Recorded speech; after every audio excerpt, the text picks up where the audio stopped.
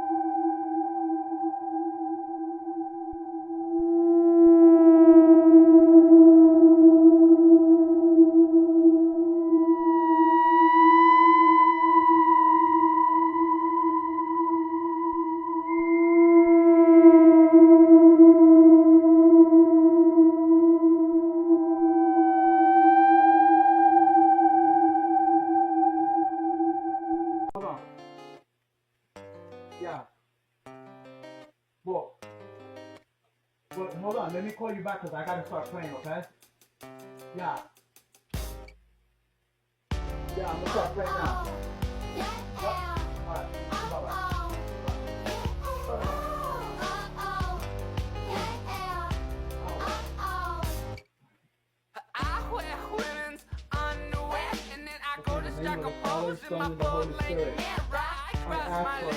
I asked you to do this for healing in his home. I asked you to take these demons away from my house.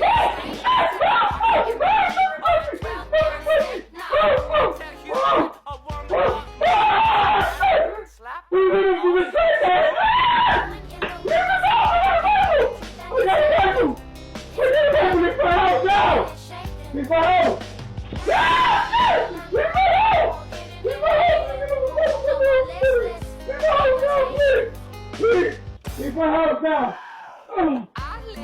Leave my house!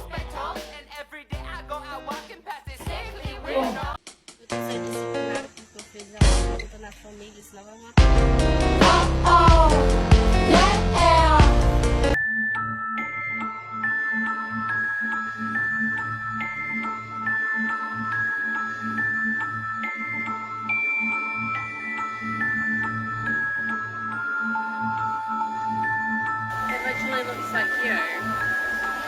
Yeah.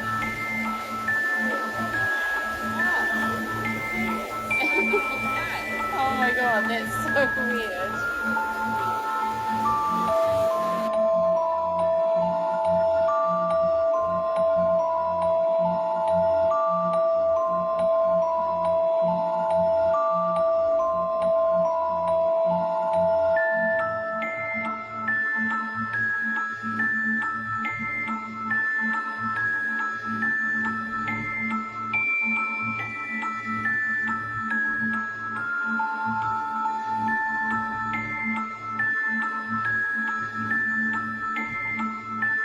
I fucking love this movie. I just did a whole episode of it on my podcast, but I'll do it here too. Let's go.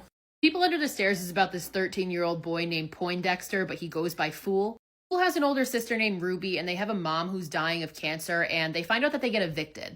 Learn that they're getting evicted basically because their landlords, who is this weird couple who just goes by the names Mommy and Daddy, they're trying to evict everybody from the building so they can tear it down, build nicer buildings, and have other people move in. So Ruby's friend Leroy finds out that they're being evicted, and he tells Fool, I have a way for you to make money to pay your rent overnight. And the plan is to rob Mommy and Daddy's house because the rumor is that they have a bunch of gold hidden in the house. So the next day, Leroy and Fool, along with Leroy's friend Spencer, go to the house. And Spencer gets Mommy to let him into the house by pretending to be a utility worker. So Spencer goes into the house, but then Leroy and Fool see Mommy leave. So they're like, why would they just leave him in the house alone? So Leroy and Fool end up breaking in where they are attacked by Mommy and Daddy's very vicious dog, Prince. And while Leroy goes off looking for the gold, Fool goes into the cellar and finds Spencer's body. And he also finds that there are a bunch of people living in this enclosure in the cellar. But he doesn't see what they look like yet. Now, Fool looks outside and sees Mommy and Daddy coming home, so he runs to tell Leroy. Fool and Leroy try to leave the house, but they find that the doors are electrified and all the windows are locked and impossible to break. Eventually, Daddy finds Leroy upstairs and shoots him to death. Fool goes to hide and finds these secret passages in the walls through the vents. By going through there, he gets to another area of the house where he meets Alice, who is Mommy and Daddy's daughter. And now we've seen earlier that Alice is abused by these people. Alice tells Fool that there is no way out of this house. People have tried, but they have never left. And Fool puts together that these people in the basement are being held captive. Alice explains that they are children that Mommy and Daddy abducted to try and make the perfect boy child. But when they started acting bad, Daddy cut out their tongues and locked them away in the basement, and now they've become the people under the stairs. The only reason that Alice gets to stay upstairs is because she just blindly obeys Mommy and Daddy. He also tells him about this boy named Roach, which Fool has encountered a couple times already. Daddy hates Roach because he escaped the cellar and now he lives in the walls and Daddy has not been able to find him. So Daddy ends up finding Fool, but Roach actually comes through the walls and saves his ass. And then Roach and Alice show Fool that Roach's tongue has been cut out. During this, Daddy bursts in and discovers Fool, and he shoots at Roach as Roach escapes into the walls. And then he takes Fool to the cellar and throws him into this dungeon with the people under the stairs. Mind you, they've been held captive for so long that they have basically resorted to cannibalism, so they start to just approach Fool like they're about to attack him. Roach once again saves the day and pulls Fool out. Now we see at this point that Roach was shot by Daddy and he is slowly dying, but before he does, he gives Fool a bag of gold coins. He also writes on the wall Alice's name, begging Fool to save her, and he dies. Fool goes to get Alice and the two of them escape into the walls again, but then Daddy releases their dog. The dog attacks Fool, but then he holds the dog up to the wall as Daddy is stabbing through it, and he ends up stabbing the dog and killing it. Fool and Alice then get to the attic where they find a window that opens. Now Fool remembers that he had seen this little pond in the yard earlier, and he's like, it should be right under this window. So as Daddy is coming for them, Fool jumps out the window and it works. He lands in the pond and he escapes, but Alice is held back. So Fool runs off to safety and promises that he'll come back for Alice. So Fool goes home and gives the gold coins to Ruby and his grandpa, who tells him this is enough to pay your rent for years and to also cover your mother's cancer surgery. And he also informs Fool that Mommy and Daddy are brother and sister, and they're part of this family that started their fortune in the funeral home business, and as they got more money, they got crazier and they got greedier. So Fool is like, well, I did something wrong by breaking into their house and stealing from them, so now I gotta do something right, and he calls the police and reports child abuse at the house. Now we see the police show up at the house, but Mommy and Daddy have hidden Alice, and they put on this whole ploy, and the police believe it, and they leave. However, the police left a door open while they were there, and we see that Fool has made his way back into this death trap of a house. Fool finds Alice tied up in the attic and tells her, you are not their actual daughter, they're baby snatchers, they took you and all those kids in the basement. Alice has literally never been outside. Like, she's never left the house. They try to escape, but Alice tells Fool that Daddy emptied the pond, so the water's no longer there, so they can't get out the same way. They try to get out of the house, but Daddy ends up finding Fool in the basement. He goes to shoot Fool, but the people under the stairs throw Fool out of the way, and Daddy instead shoots the lock that is holding them in their dungeon. And they show Fool this room of just mounds of gold and money, so Leroy was right. Meanwhile, upstairs, Ruby shows up to the house with all these other victims of Mommy and Daddy, people that have been evicted. Mommy closes the door on them and then proceeds to attack Alice and tries to stab her for betraying her.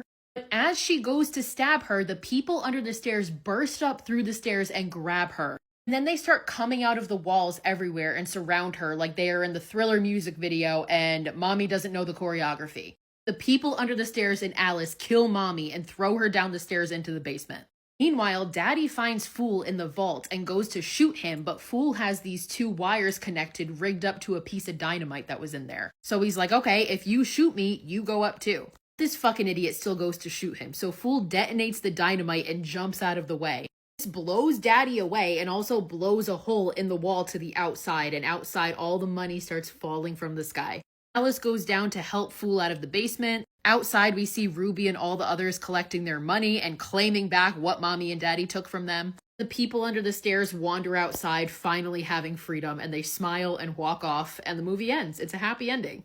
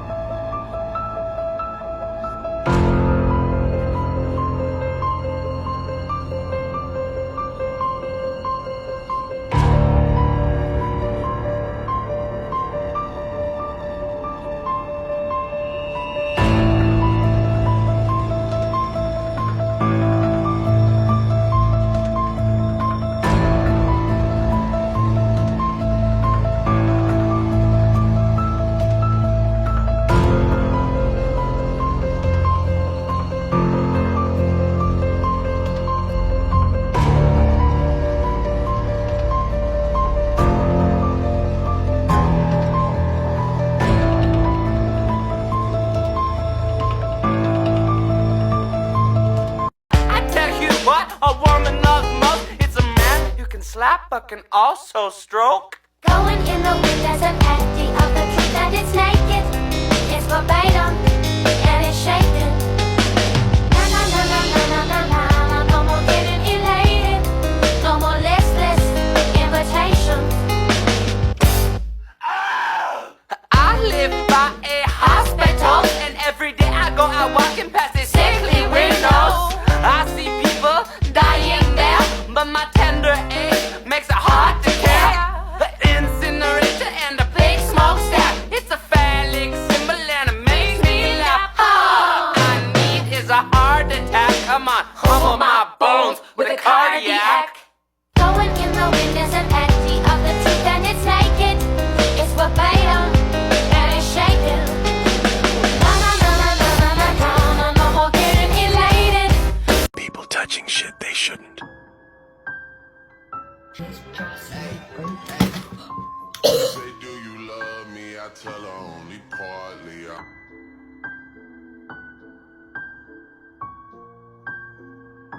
Made by Toys R Us back in 2008. The board came with a carrying case, making it perfect for sleepovers, parties, the huge. What's better than a pillow fight? Summoning demons. What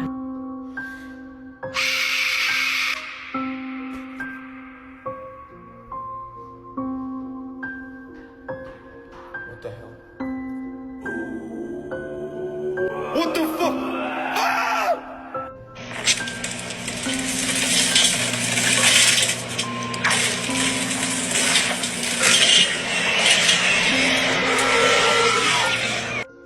Found this crispy fucking thing in the yard. What is that, a fucking... Is that a fucking squirrel?